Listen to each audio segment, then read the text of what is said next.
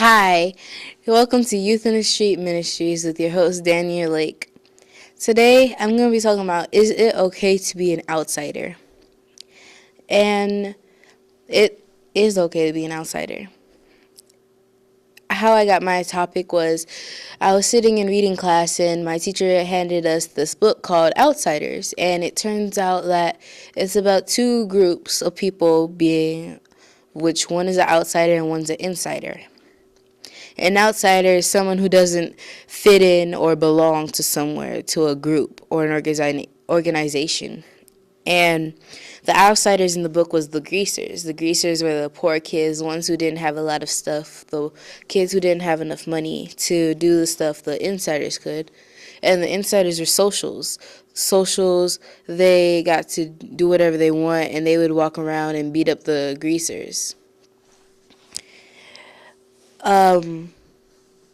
But it's okay to be an outsider, because if you're an outsider, it keeps you out of trouble. You stay out of fights, you stay out of rumors, you just don't get into as much trouble as an insider would. And even in the Bible, it talks about three boys who were outsiders. They were three Hebrew boys, Meshach, Shadrach, and Abednego. And in Daniel chapter 3, verse 12, it even says so. It says, "There are certain Jews whom thou hast set over affairs and province of Babylon, Shadrach, Meshach, and Abednego. These men, O king, have not regarded thee. They serve not thy gods, nor worship the golden image which thou hast set up."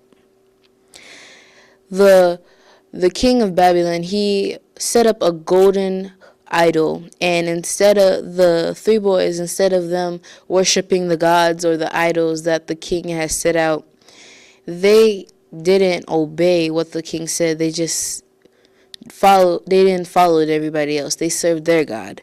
They decided that their god is more powerful than the Babylon king's gods. These boys were outsiders because out of the millions of people, the soldiers saw them. They stuck out the most, that because they didn't do what the soldiers commanded them to do, what the king commanded them to do. They didn't do what everybody else was doing. They were just following their God's commandment. They were following God's commandments and being different.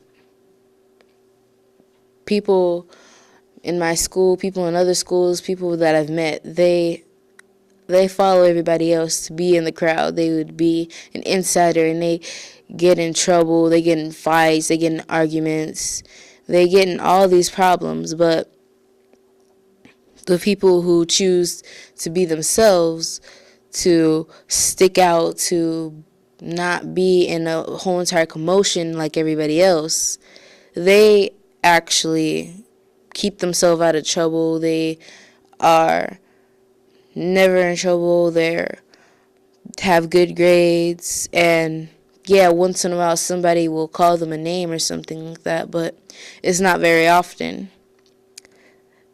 It's just nobody knows who they are except for people who are like them. They get to stay out of trouble. The teachers like them, and they rarely have to face anything that's as difficult as an insider would be, who would have to go through these name callings or be in a rumor or be told something and have to keep that secret because they can't say it, or they'd be in all these problems. But if they were outsiders, stuck to themselves, and just went through their day, they would have had a better time enjoying what they had to do. I'd rather be like these three Hebrew boys and stick up for myself and trust God to keep me and watch me, instead of trusting something that I don't even know if it's real or not to keep me and watch me. These Hebrew boys got thrown into a fiery furnace because they weren't being like everybody else. They got thrown into the fiery furnace because they decided to stay with their God and not bow down to some idol. And they were rescued by God's angel and the king of Babylon. He understood and knew that God was the true God because that those 3 Hebrew boys got saved by an angel, by God.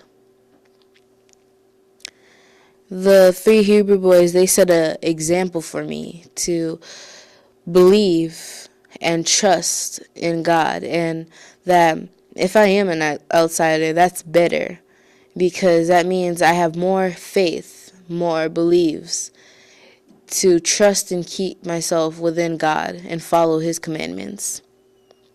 A lot of kids that I know, they smoke and they drink even though we're in middle school. Even if I'm on the bus in the morning, I'll see some kids smoking, and it's kind of uncomfortable because you know that God wouldn't want you to be doing that stuff. Your parents wouldn't want you to be doing it. A guardian, a teacher, they wouldn't want you to be doing it, and yet you're still doing it just so you can be outrageous, so you can be an insider, fit in with everybody else. And it turns out that you end up getting in trouble for being someone that you're not. It's better to be who you are and become an outsider than be something that you're not and be an insider. The insiders in this book, they are the socials, and they're the rich kids. They get anything they want. They have everything. So they go around to the outsiders' territory and beat them up. Or they'll call them names, or they'll threaten them, or do something just to get a kick out of it, to hurt the outsiders, to call them names, to put them in situations where they'll get hurt.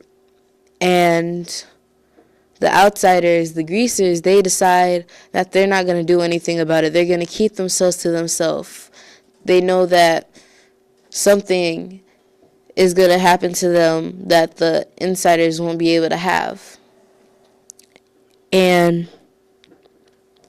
this is just like an example. It's an example that even if something is going on and you're considered an outsider, you're getting picked on because you don't wear the same clothes as everybody else, that something good is going to happen in your life. No one else is going to be able to change that. God is going to put something in your life that the insiders will look at you and just want you to be their friends. And it's just something that I want to look forward to, because me being an outsider, I rarely get in trouble. I rarely get yelled at by a teacher or get lied on. I'm not saying that it doesn't happen, but it does. And knowing that I can look back in the Bible and look at Daniel chapter 3 verse 2, knowing that the soldiers recognized that those 3 Hebrew boys was not doing what the king wanted and were kept in God's hand, covered in God's blood, that I know that I'm safe and protected, and that no matter what, I can just be able to have confidence that me being an outsider is not a problem. People consider outsiders as people who don't talk to people. They just shun everybody, or they'll just give people bad looks for no reason or talk about them because they don't want to be a part of something. But it turns out an outsider is someone who's being pushed away by everybody. Like, you could be trying to get into one group of friends and they don't want you as a friend, so they'll push you out, and then you try to go to a different group and they'll push you out because you don't fit into their category, into their group of friends. And that's what an outsider really is. They think that emos, goths, and all of that are outsiders. They think that if you're a loner, you're an outsider.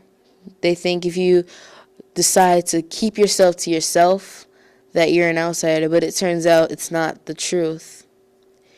If you keep yourself to yourself, if you decide that you're going to overcome what you're going through, that you're going to keep yourself and out of distance from the people who are going to get you in trouble, make you do things that aren't righteous, then you're an outsider and that you're better. You can bring people into being their selves, not someone else. You can teach people that they don't have to look a certain way or dress a certain way or be a certain way to become someone great and powerful. You can just be yourself and become someone that everyone can look up to. You could be able to talk one sentence and everyone be able to look at you and give you this look of admiration, to look at you and admire you, look up to you, put you as, I want to be like that someday. You don't have to dress in certain clothes and then talk in a certain way for everyone to look at you and want to be your friends. I'd rather be myself and get friends than be someone that I'm not. And I wish everybody could look at that way. I know girls who would actually change their hair color and stuff like that so they can be in a group. I changed my hair color, but not to be in a different group. I wanted to actually look a little bit different because I just wanted to change my look a little. Not so I could be a part of this group or be a part of that group, or so I can have this friend or I can have that friend. I wanted to be myself, and I wanted to have friends that had the same interests as me, had different interests as me. I wanted to be people to look at us and think that we're people who don't fit in, so we can bring those people into our group so we can be like we don't fit in. If you don't fit in, that's the best part. If you fit in, there's problems. It's just like you're a prop. They put you in this position for you to stay there. You're supposed to be there because you're the prop. But if you're an outsider, you don't have anywhere to stand. You can roam freely because no one knows where to put you. You're free to change people. You're free to move this prop this way and change it into someone who can actually be an outsider like you, someone who can look up to you and say, thanks for making me see how this is. That's what I hope to be one day. I hope to be able to talk to somebody, and after I talk to them, it gives them a different mind perspective on things. My teacher made us fill out these papers asking questions about, has anybody ever been an outsider? Has anybody, do people think that based on your race, do people treat you differently? And it was funny how when I answered those questions and the people I had to work with, they had totally different answers. And when we talked about it, I realized from their perspective that they don't understand half the things I understand, and I guess from their perspective, I don't understand half the things they understand. Thank you for watching, and I hope you come again next time.